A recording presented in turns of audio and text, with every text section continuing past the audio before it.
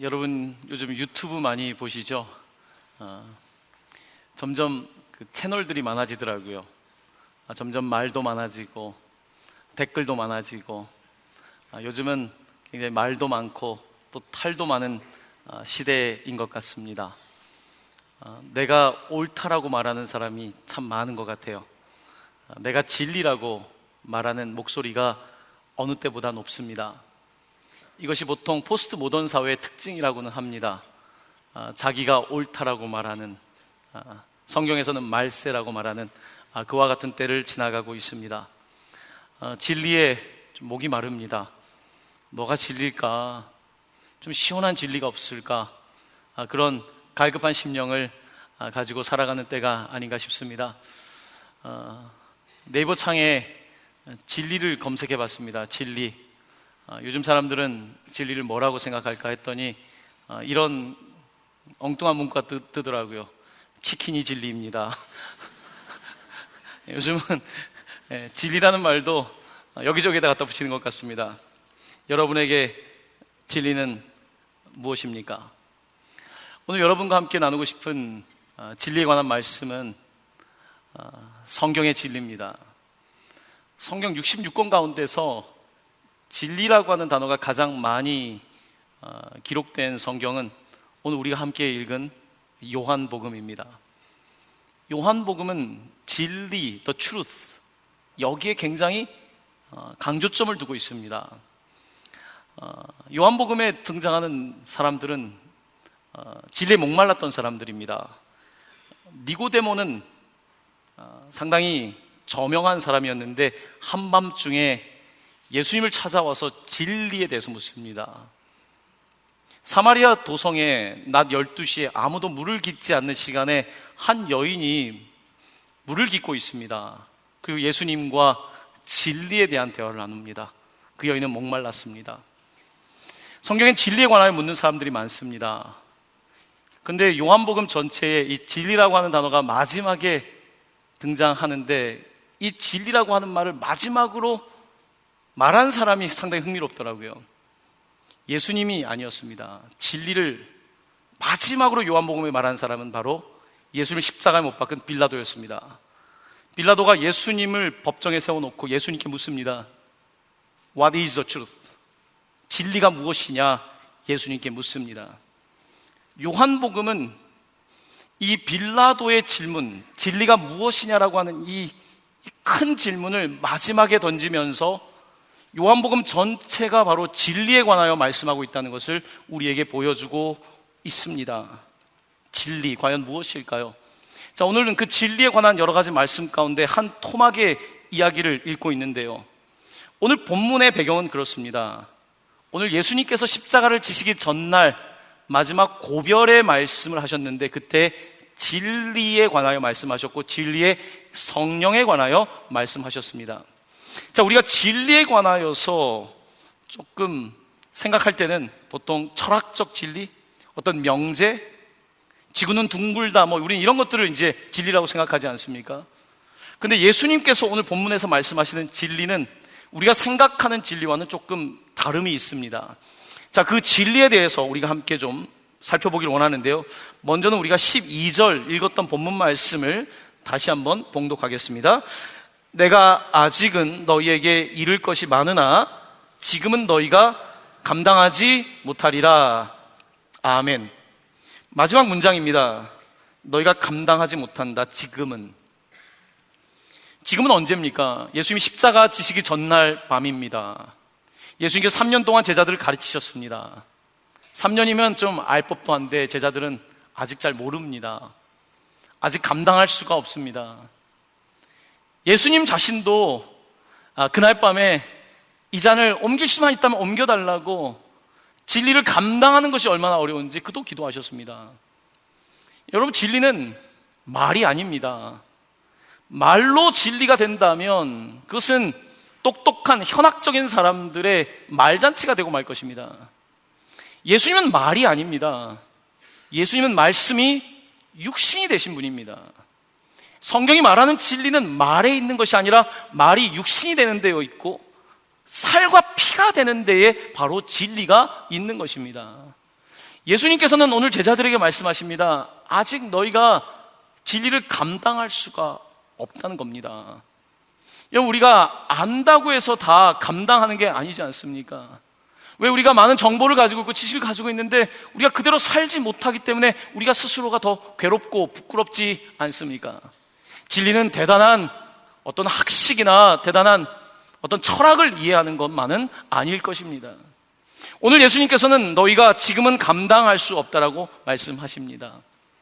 예수님은 좋은 스승이에요.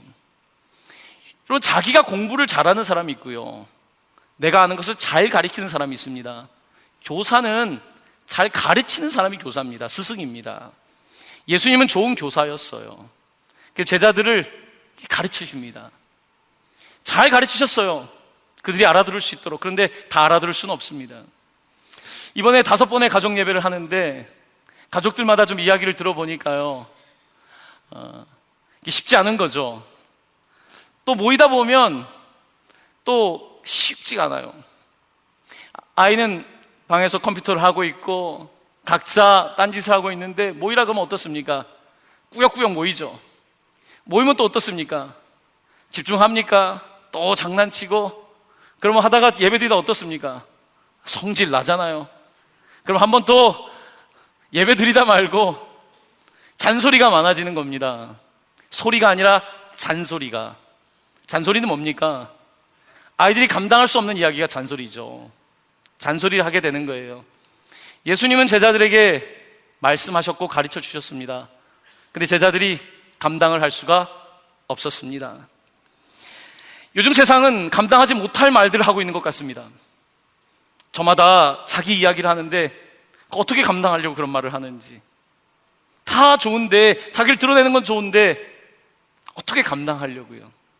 감당하지 못하는 것을 말하는 시대, 우리는 그 시대 가운데 진리가 되셔서 그냥 진리를 말했을 뿐만 아니라 그것을 감당하셨던, 십자가를 감당하셨던 우리는 그 위대한 진리에 대하여서 보아야 되는 것입니다. 우리는 모두 스스로 감당할 수 없는 사람이라고 생각하며 아마 살아갈 겁니다. 생각해보면 저 같은 사람이 목사가 되는 것도 감당하지 못할 일을 하게 된 겁니다. 예수님이 제자들 부르실 때 감당할 수 있어서 불렀습니까? 처음에는 그냥 어부들 아니었습니까? 어린 나이에 뭐 압니까? 그런데 주님께서 부르시는 거예요. 그런데 하나하나 가르쳐 주시는 거예요. 하나하나 배우는데 배운다고 다 압니까? 아는 것처럼 살 수 있다면 그건 온전한 사람이죠. 사람이 그럴 수 있습니까? 그런 우리들을 위해서 다 알 수 없는데 예수님께서 마지막에 고별 가운데 말씀하십니다. 내가 다 가르쳤지만 너희가 지금은 감당하지 못하지만 오직 진리의 성령이 오시면, 성령이 오시면 감당할 수 있다고 말씀하시는 겁니다. 여러분은 그런 고백이 없습니까? 사실 나는 아무것도 아닌데 그래도 예수 믿고 성령께서 내 삶에 오셔서 그래도 하나님 이제 이렇게 감당하고 있습니다. 감당하는 것은 내가 하는 게 아니에요. 진리의 성령께서 오실 때 우리가 그렇게 감당할 수 있는 것입니다. 혹 이런저런 일로 내가 못하고 있다고 생각하신다면 여러분, 오히려 좋은 겁니다. 내가 할 수 있다고 생각하는 것보다 못한다고 하는 사람이 더 은혜 받을 수 있고 성령 받을 수 있습니다. 내가 감당할 수 없다고 말하는 사람에게 하나님께서는 감당할 힘을 주세요. 성령을 주시고 그 사람을 통하여 일하시는 것입니다. 오늘 하나님께서는 예수님을 십자가에 달려 돌아가시게 하시고 이제 진리의 성령을 주신다고 말씀하고 있습니다. 여러분, 근데 진리의 성령이 오시면 어떻게 감당할 수 없는 우리가 감당할 수 있을까요? 어떤 기적이 일어나길래 아무것도 못했던 내가 그 놀라운 일들을 감당할 수 있을까요? 여러분, 우리가 저는 밭을 갈아본 일은 없지만 밭을 갈 때 소가 이렇게 밭을 갈게 하지 않습니까? 그러면 물론 말 안 듣는 소를 움직이기가 쉽진 않겠지만 그래도 동물은 억지로 때리고 하면 합니다. 동물의 세계에서는 이게 감당할 수 있어요. 힘으로 겁을 줘서 감당할 수 있습니다. 근데 사람은 달라요. 인격을 가진 사람은요, 한다고 해놓고서 뒤에 가서 안 합니다. 사람은 자기의 의지와 생각과 감정이 있기 때문에 잘 바뀌질 않습니다. 자, 진리의 성령이 오셔서 우리가 감당하게 하신다는 건 어떤 뜻이냐면요, 제가 믿기로는 인격적인 성령께서 오셔서, 인격이라는 것은 특별히 어떻게 정의됩니까? 지식과 정, 우리의 감정, 정서, 의식, 우리의 이와 같은 지정의 가운데 주님께서 일하신다는 거예요. 다시 말씀드리면 성령께서 오시면, 여러분, 나는 맨날 해봤자 내 생각밖에 없습니다. 그런데 성령께서 생각을 주세요. 나는 늘 내 감정의 습관에 있습니다. 과거의 상처에 머물러 있습니다. 그런데 성령께서 오시면 내 감정을 변화시키십니다. 새로운 정서를 만들어내세요. 성령께서 오시면 나는 무기력하고 학습된 무기력으로 할 수 없다고 말하는 사람에게 성령께서 인격적으로 일하실 때 의지가 생겨나는 것입니다. 진리의 성령님이 오시면 분명히 나는 감당할 수 없는데, 나는 생각으로 따라갈 수 없는데 성령의 생각을 하게 하시고, 내 마음 상태로는 할 수 없는데 내 마음 상태를 움직이시고, 나는 도무지 힘이 없고 의지가 없는데 성령께서 나를 움직이셔서 그렇게 하게 하시고 감당하게 하시는 것입니다. 제자들도 자신들이 감당할 수 있다고 생각하지 못했습니다. 근데 성령은 오셔서 우리 가운데 상상하지 못했던 일들을 감당하게 하시는 능력입니다. 성령은 제가 인격적으로 일하신다고 말씀을 드렸는데요, 오늘 여러분에게 하나님이 어떻게 우리의 생각과 감정과 의지 가운데 일하시는지 3개의 성경 구절을 소개하고자 합니다. 첫 번째는 어떻게 성령께서 우리의 생각에 영향을 주시는지에 관한 말씀입니다. 화면에 있는 요한복음 14장 26절의 말씀 한 목소리로 봉독합니다.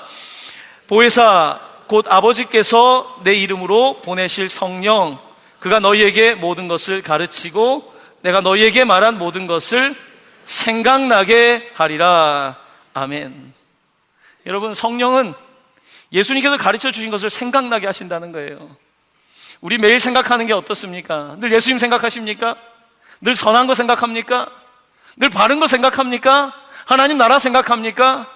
우리는 그런 사람이 아니에요. 자기 생각 속에 있습니다. 성령께서 오셔서 주님의 말씀이 생각나게 하신다는 거예요. 그러다 보니까 생각이 달라지니까 우리의 삶이 달라지는 거죠. 감당하게 되는 것입니다. 자, 두 번째입니다. 어떻게 성령은 우리의 감정 가운데 일하시는가?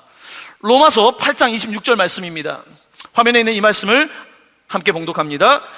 이와 같이 성령도 우리의 연약함을 도우시나니 우리는 마땅히 기도할 바를 알지 못하나 오직 성령이 말할 수 없는 탄식으로 우리를 위하여 친히 간구하시느니라. 아멘. 성령께서 우리를 위하여 탄식하며 간구하신답니다. 여러분, 인간의 감정의 최고치는요, 탄식이에요. 탄식. 여러분, 탄식할 때가 있지 않습니까? 도무지 어떻게 표현할 수 없는 감정 상태, 탄식에 이르지 않습니까? 근데 옆에 사람은요, 그걸 잘 못 느껴요. 나는 지금 정말 너무 힘들고 탄식이 나오는데 옆에 사람은 같은 인격을 가지고 있지만 같은 부부라고 할지라도 그것을 온전히 느끼지 못하는 경우가 참 많습니다.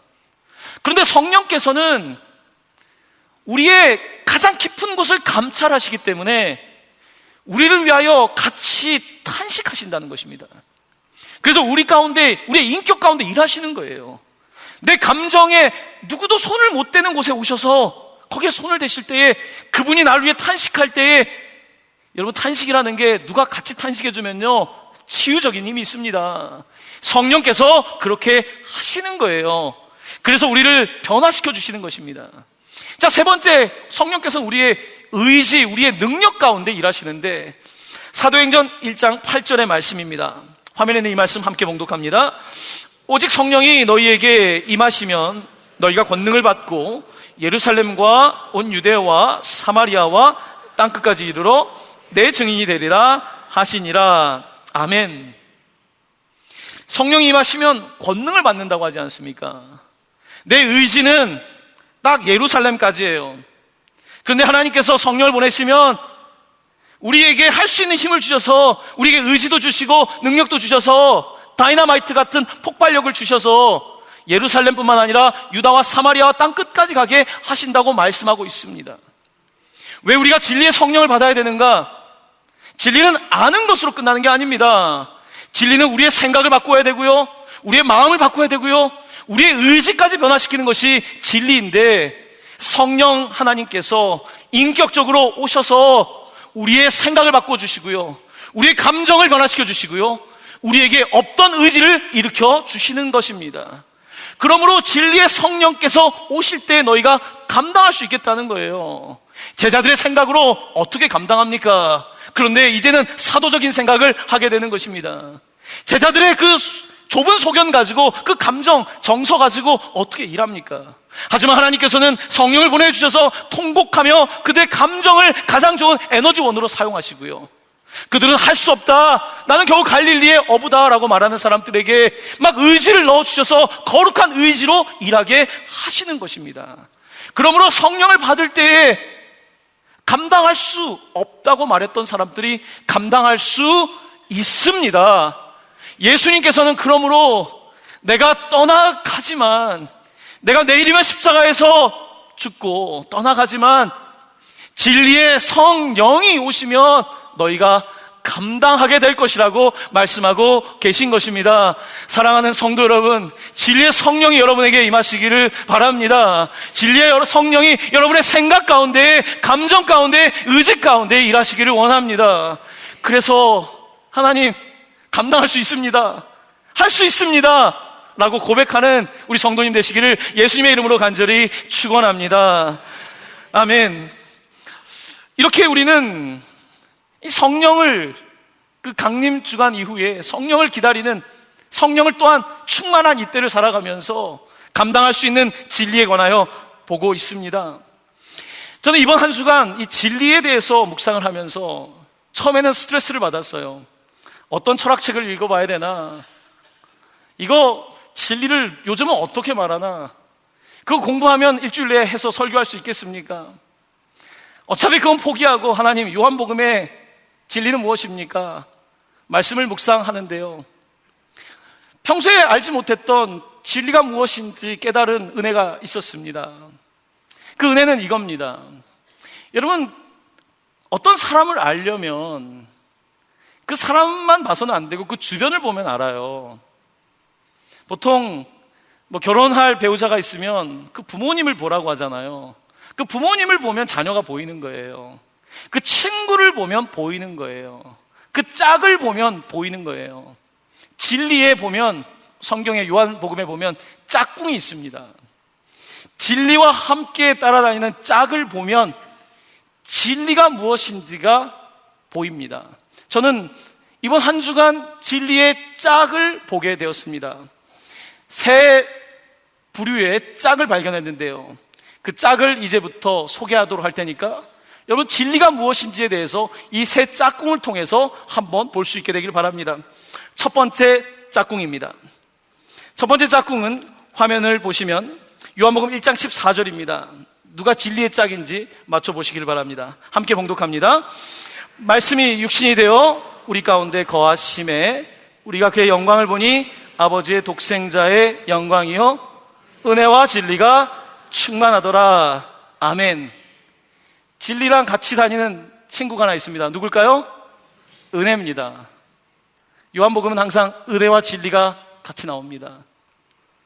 진리가 무엇인지 옆에 있는 은혜를 보면 보일 수 있습니다. 여러분, 은혜가 없는 진리, 그런 게 있는지는 모르겠지만 은혜가 없는 진리는 어떤가요? 우리 시대에 진리라고 말하는데 여러분, 진리가 어떤가요? 은혜가 없으니까 상대방을 죽이지 않습니까? 은혜가 없는 진리는요, 내가 진리고 너는 틀린 겁니다. 나는 옳은 거고 너는 그른 거예요. 이것이 진리, 사람이 주장하는 진리이고요, 이런 진리는 보통 이념화 되게 되어 있습니다. 이 진리에는 은혜가 없는 경우가 많습니다. 예수님이 진리라고 하는 것은요, 예수님은 진리이기 때문에 남을 죽이지 않습니다. 예수님은 오히려 자신이 십자가에서 죽으셨습니다.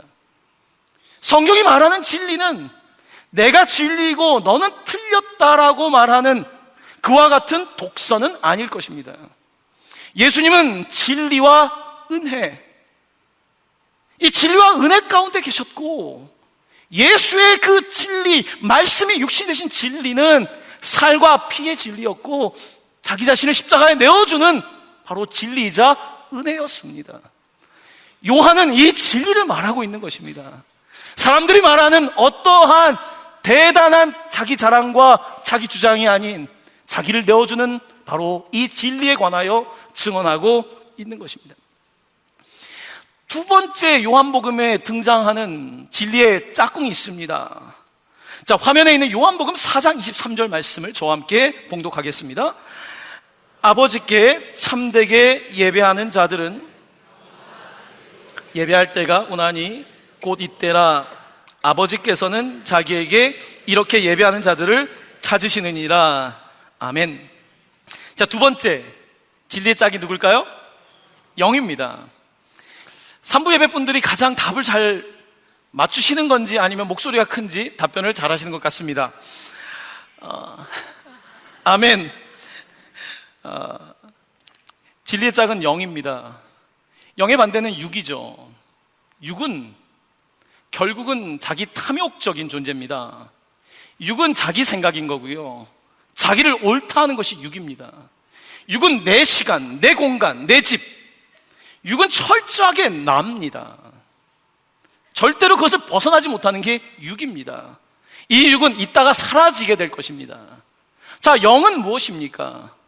영은 탐욕이 아닙니다. 영은 내 것도 아닙니다. 영은 시간과 공간에 매이지도 않습니다. 영은 초월하는 진리입니다. 영과 진리로 예배하라. 이 말씀은 예수님께서 사마리아 우물가의 여인에게 주신 말씀입니다. 이 여인은 나름대로 종교 생활을 잘 하고 있었습니다. 사마리아 종교를 믿고 있었습니다. 육으로 예배하고 있었습니다. 그런데 이 여인에게 자유함이 없었습니다. 이 여인에게 영적인 기쁨이 없었습니다. 그때 예수님께서 오셔서 영과 진리로 예배할 때가 온다. 예배를 법적인 순서에 맞춰서, 예배 순서에 맞춰서 하는 것만이 중요한 것이 아니라 영적인 예배, 본질적인 예배, 나라고 하는 그 나를 죽이고 나를 넘어서는 그 예배, 영적인 진리에 관하여 말씀하고 계시는 것입니다. 예수님이 말씀하시는 진리 대신 예수님은 그러므로 바로 영과 짝이 되시는 그와 같은 진리입니다. 자, 세 번째 진리의 짝을 본문 가운데 요한복음에 찾게 되었습니다. 세 번째 짝은 요한복음 8장 32절입니다. 화면에 말씀 함께 봉독합니다. 진리를 알지니 진리가 너희를 자유롭게 하리라. 아멘. 세 번째 진리의 짝은 누굽니까? 자유입니다. 자유. 여러분, 진리는 반드시 자유를 가져다 줘야 합니다. 진리라고 하면서 자유를 가져오는 것은 거짓 진리, 유사 진리입니다. 유사품에 주의하셔야 합니다. 이것은 진리가 아닙니다. 하지만 우리 시대에 많은 거짓 선지자가 있습니다. 우리를 현혹하고 아주 비슷하게 설명하는 것들이 많이 있습니다. 하지만 그것을 분별할 수 있는 것은 자유가 있는지 없는지입니다. 여러분, 오늘 부천동관교회에서 예배하면 여러분에게 자유가 있습니까? 자유가 있다면 이 자리에 진리가 있는 것입니다. 이곳에 누가 여러분을 억지로 강요해서 데리고 왔다면 그것은 진리가 주는 자유는 아닐 것입니다. 오늘 우리는 대한민국에서 자유롭게 예배하고 있는 것입니다. 진리를 믿을 수 있는 자유를 가지고 있는 것입니다. 이 자유, 바로 이것이 진리의 모습입니다. 우리가 흔히 이단이라고 말하는 사상들을 보면요, 참 그럴듯하게 들립니다.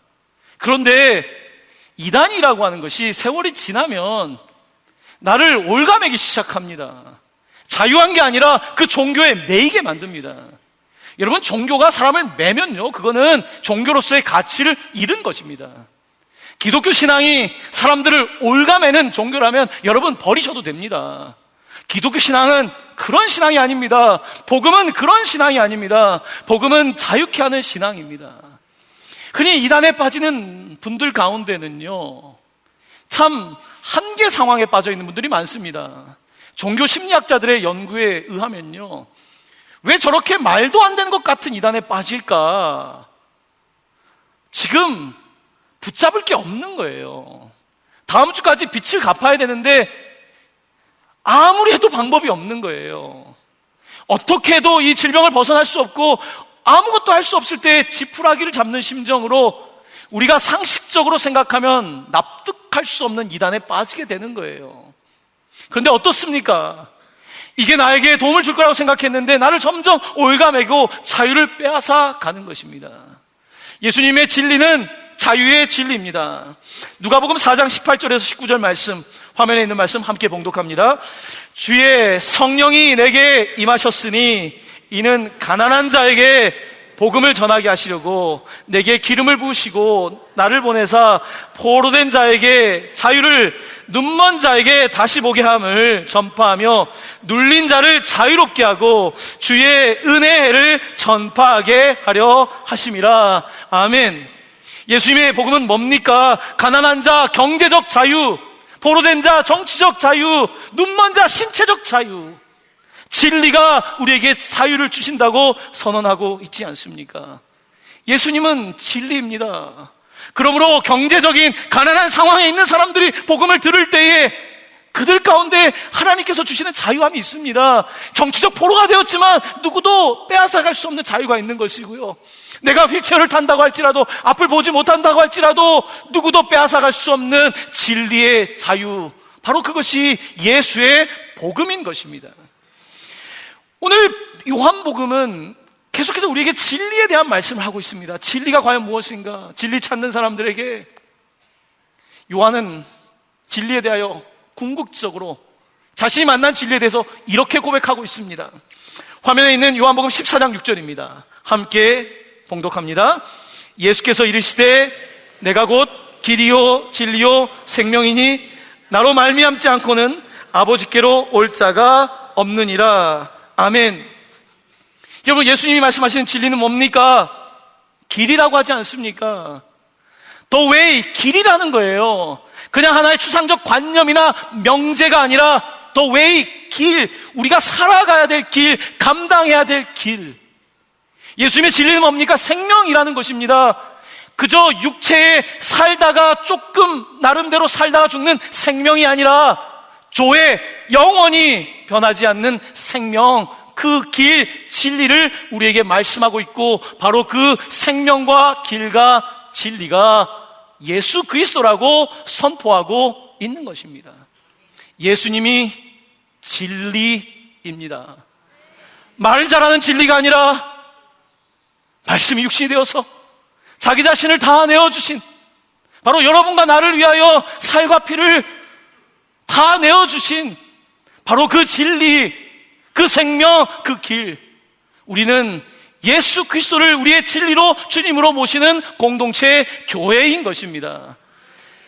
그렇습니다. 오늘 말씀은 우리에게 진리에 관하여 묻고 있습니다. 진리.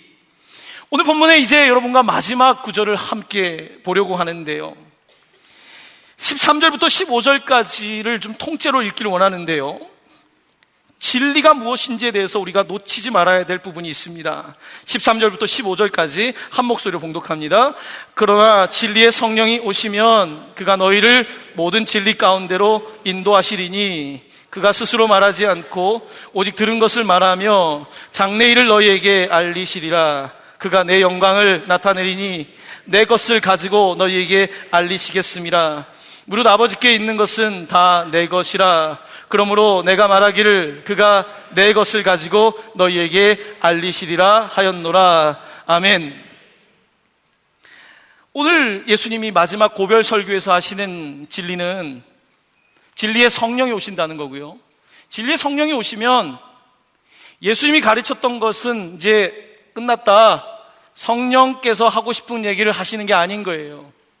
우리는 진리라고 하면 옛날 것은 다 틀렸고 이제 내가 새롭게 할게, 이것을 진리라고 생각하는 경우가 많습니다.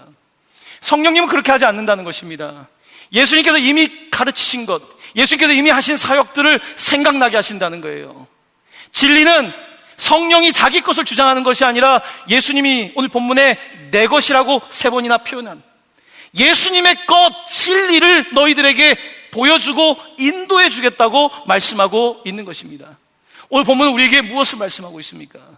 진리는 내게 아닙니다. 나라는 사람은 진리가 될 수 없습니다. 내가 진리가 아니라 예수님이 내 것이라고 말하는 그것이 진리입니다. 바로 이 진리를 성령께서 깨닫게 하신다는 거예요. 그러므로 사람이 철학과 과학과 세상의 학문으로 진리를 생각해 볼 수 있지만 절대로 진리를 이해하거나 진리를 살아갈 수는 없습니다. 왜냐하면 사람은 철저하게 내 생각, 내 감정, 내 의지, 내 것으로 살아가는 존재이기 때문입니다. 우리는 그 존재를 일컬어서 죄인이라고 말합니다. 성경은 무엇이라고 말씀하고 있습니까? 우리는 그렇게 살아갈 수가 없습니다. 우리는 주님의 뜻대로 영광스러운 삶을 살아갈 수 없는데 예수님께서 말씀하신 그 진리 대신 예수 그리스도 우리가 따라갈 수 없지만 진리의 성령께서 오시면 그 놀라운 진리를 깨닫게 하시고 살아가게 하신다고 말씀하고 있는 것입니다. 사랑하는 성도 여러분, 진리가 참 그립습니다. 참 진리를 추구하고 따라가는 순례자의 삶을 산다고 하지만 참 진리가 너무나 목마른 때를 지나가고 있습니다. 여러분, 우리가 신앙생활하면서 교회에서 예배를 드리고 있죠. 오늘 이 자리에 내가 감당할 수 없는 일들이 있는 분들이 많을 거예요. 오늘 본문에 예수님 말씀하신 것처럼 아직 너희가 감당할 수 없다. 감당할 수 없잖아요. 오늘 여러분에게 주시는 말씀이에요. 하나님, 나는 감당할 수 없는데요, 진리의 성령님이 오시면 여러분은 안 된다고, 감당할 수 없다고 생각하는데 성령께서 아니야, 생각을 바꿔주실 것이고요, 하나님, 나는 마음이 너무 상해서 이제 더 이상 못하겠습니다 할 때 성령께서 오셔서 우리를 위로하시고 탄식하시면서 우리의 마음을 또 움직이시고, 하나님, 나는 이제 힘도 없고요, 아무것도 못합니다 할 때 성령께서 오셔서 무슨 말이냐, 다이너마이트 같은 성령의 권능을 주신다고 하실 때에 우리가 오늘 본문의 말씀처럼 감당할 수 있는 줄로 믿습니다. 십자가를 지는 것이 감당할 수 없는 일이었지만 성령이 임하시고 십자가를 감당했던 제자들처럼 오늘 우리의 삶 속에 감당할 수 없는 일들이 너무나 많고, 부모로서, 배우자로서, 또한 직장에서, 사업장에서, 교회에서 감당할 수 없는 일들이 너무 많은 것 같지만 오직 진리의 성령께서 오셔서 우리의 인격 가운데 일하실 때에 감당하는 능력 주실 줄로 믿습니다. 성령께서 우리 가운데 오셔서 감당하게 하시는 놀라운 역사가 오늘 여러분 모두에게 있게 되기를 예수님의 이름으로 간절히 축원합니다. 아멘.